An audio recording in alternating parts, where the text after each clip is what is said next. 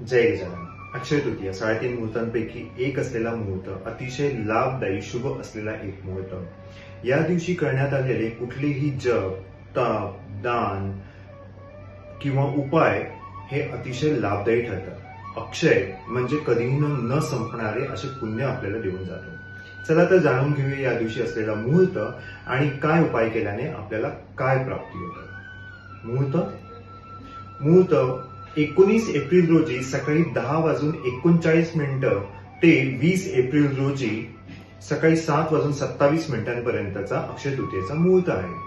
पण त्यातल्या त्यात अतिशुभ, अति लाभदायी जो मुहूर्त आहे तो म्हणजे 19 एप्रिल रोजी सकाळी 10:39 पासून ते 12:20 पर्यंतचा हा अतिशय लाभदायी ठरणारा मुहूर्त आहे.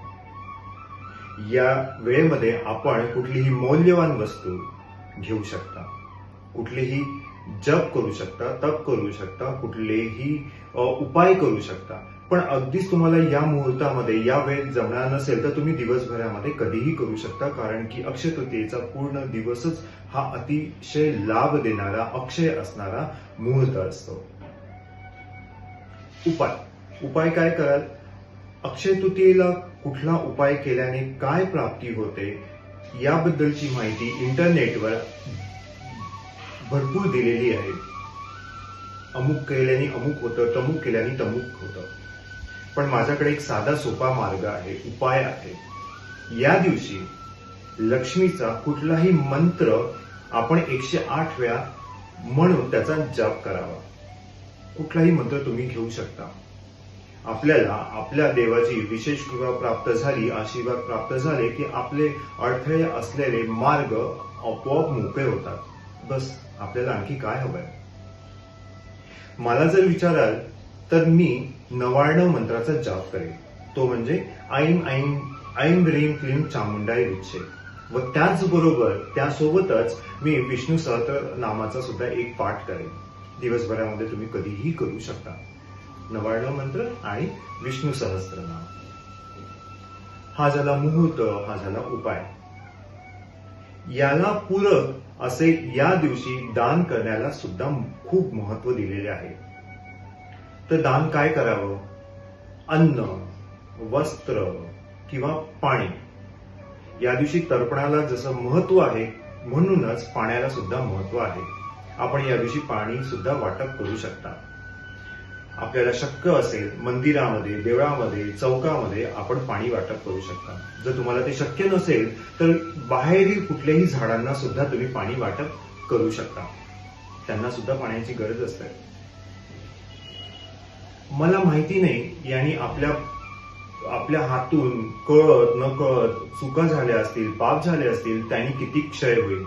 पण नक्कीच याने आपल्या पुण्यामध्ये भर पडेल. पण कुठलीही अपेक्षा न ठेवता कुठलेही केलेले उपाय हे जास्त लाभदायी ठरतात. म्हणून माझी अशी इच्छा आहे की आपण सर्वांनी पाणी वाटप अवश्य करावं. गेल्या वर्षीपासून आपण अक्षय तृतीयेच्या दिवशी पाणी वाटप करत आलो आहे.